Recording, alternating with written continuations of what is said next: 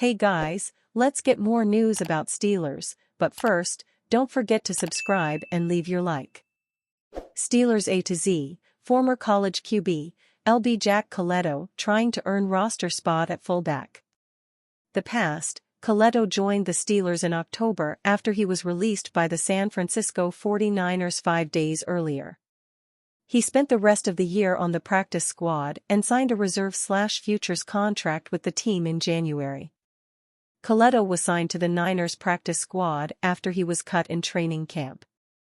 He had joined San Francisco as an undrafted free agent following 4 years at Oregon State. When his college career began, Colletto was a quarterback at Arizona Western. He transferred to Oregon State and was a backup quarterback in his first season before being converted into a linebacker. He started playing fullback as a junior and dabbled at both positions for his final 2 seasons with the Beavers. Colletto won the Paul Hornung Award in 2022. It is given to the player named the most versatile in college football. The 49ers signed Colletto to play fullback. 2024 Outlook: New offensive coordinator Arthur Smith likes having a fullback on the field, which could spell good news for Colletto. The Steelers didn't have a true fullback on the roster last season after opting not to re-sign Derek Watt. The only fullback invited to training camp, Monty Pottebaum, retired before the first padded practice took place. At 6'3", 237 pounds, Colletto is 3 inches taller and a few pounds heavier than Connor Hayward, who carries a fullback designation in addition to playing tight end. The Steelers could use training camp to see if Colletto is a fit with Smith's offense. Given his relative inexperience at the position, he could benefit from a second year on the practice squad. Paul Zeese: Steelers' Hard Knocks appearance won't change anyone's opinion on Mike Tomlin. It appears as if the NFL and NFL Films are going to drag the Pittsburgh Steelers kicking and screaming into the world of Hard Knocks this season. And in a new twist, it isn't just the Steelers. These shows have usually focused on just one team, as it is going to be a behind-the-scenes look at the whole AFC North. That's unfortunate, but not for the reason you might think. I was hoping Hard Knocks would go away, as it was once a fascinating, must-see TV type of show that has long since jumped the shark. It was once a really good inside, behind-the-scenes look at an NFL team throughout training camp, but it has been watered down, cleansed and corporatized to the point where it is a bunch of fluff pieces strung together with some mostly useless banter in a meeting or film room. I used to love that show, but now I hate it and don't even watch it because there is nothing interesting about it anymore. But now that the Steelers are involved, I will begrudgingly have to watch it because I have to columnize and comment on the team. That being said, I am getting a kick out of the idea that somehow this Hard Knocks show will bring some deep revelations about the Steelers that we already don't know and, more importantly, that Mike Tomlin's popularity will soar after this show because it will show a side of him with his players that we haven't yet seen.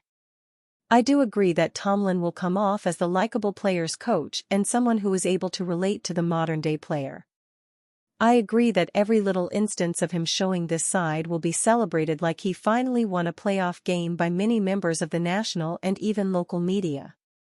But let's be honest and real. For the large majority of people who are Steelers fans and a chunk of people in the media who live in reality, the only thing Tomlin can do that will increase his popularity is win playoff games.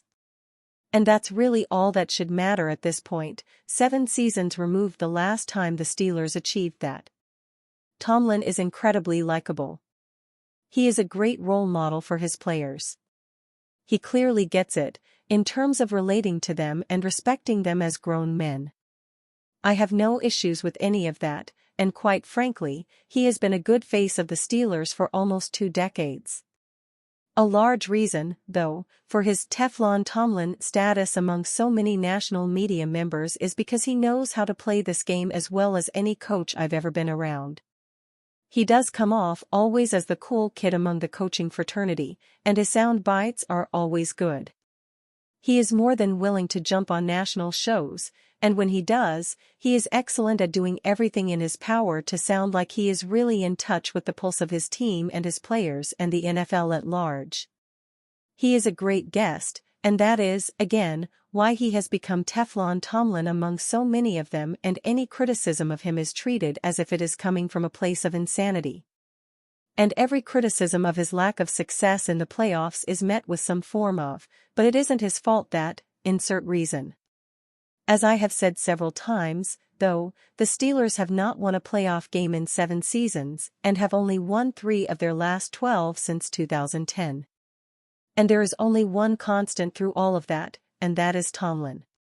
Let me reiterate that point. In the last 7 seasons, the Steelers have changed both coordinators, the general manager, the quarterback, most of the roster, a host of other assistant coaches, and even a number of people in the front office. The only thing that has remained the same is Tomlin, yet somehow he escapes any and all criticism for the collective body of work over 7 seasons. And that's why this notion that an appearance on Hard Knocks is going to change the perception one way or another with Tomlin is silly. It won't. All it will do is solidify his standing as a really cool dude who has been a product of bad luck for 7 seasons among his apologists, and his critics will still say, I don't care how much his players love him, he needs to win playoff games, and soon. Given that Tomlin has been dead set against Hard Knocks, the amount of actual access NFL films is granted will be very limited. I can't imagine we will get much more than whatever the minimum required is. That is not much different than what you would see on a show like Inside the NFL. Limited access has been a trend for Hard Knocks anyway, but I would be willing to bet it will be extreme when it comes to Tomlin and the Steelers. That is why my expectations for Hard Knocks and the Steelers are really low, and it is why I don't think it will do a single thing to change the way anyone, apologists or critics, view Tomlin. Steelers won't extend offensive linemen. Will Ravens, Saints step in? The Pittsburgh Steelers have short-term answers at quarterback with Russell Wilson and Justin Fields, and their starting guard might also not be long for the team. James Daniels is entering the final year of his contract and has already announced the team will not extend him before the season, which means a trade could be on the table. A second-round pick in the 2018 NFL Draft, Daniels spent the past 2 seasons holding down Pittsburgh's starting guard spot and finished 2023 as PFF's 33rd best guard out of 79 eligible players. James Daniels is nothing special, but he could earn a decent return in a trade. Pittsburgh probably won't want to trade him, and they could come to terms on a long-term deal at the end of the season. Historically, the Steelers do not negotiate during the season, and Pittsburgh believes themselves to be a playoff-caliber team. As long as this team is in contention, James Daniels will remain a Steeler. However, if the wheels fall off the wagon, Pittsburgh could send him to the Baltimore Ravens or New Orleans Saints. The Ravens had the best roster in football last year, but the salary cap ensures that no team can keep that much talent around for an extended period. Baltimore watched several big-name players depart in free agency, including starting guards Kevin Zeitler and John Simpson. With too many other needs scattered throughout the roster, the Ravens couldn't address the interior offensive line with any notable free agents or draft picks. Lamar Jackson could feel some pressure next year, and a James Daniels trade could save this team down the stretch. Baltimore will remain competitive as long as Jackson is on the field, but they'll need some help to represent the AFC in the Super Bowl. The Steelers won't want to trade James Daniels to a division rival, but they might not have a choice if Baltimore makes the best offer. Assuming the team is out of the playoff picture, Baltimore could snag the impending free agent in the hopes of adding a missing piece to a deep postseason run. The Saints are not Super Bowl contenders, but don't tell that to their accounting department. New Orleans is once again mortgaging the future to try and win now, despite a lack of top-end talent on the roster. Dennis Allen and Derek Carr will both be out of a job if they can't guide this team to the top of a weak NFC South, and a James Daniels trade could shore up the weakest part of this roster.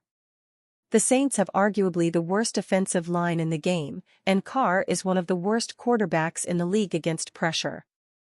Seeing as they're stuck with Carr for at least one more year, New Orleans must upgrade the offensive line or risk everyone losing their jobs. Seeing as cap space is at a premium and the future is not guaranteed, the Saints should have no issue giving up a draft pick in a James Daniels trade. And you, fan? What do you think of the situation of James Daniels? Leave your opinion in the comments.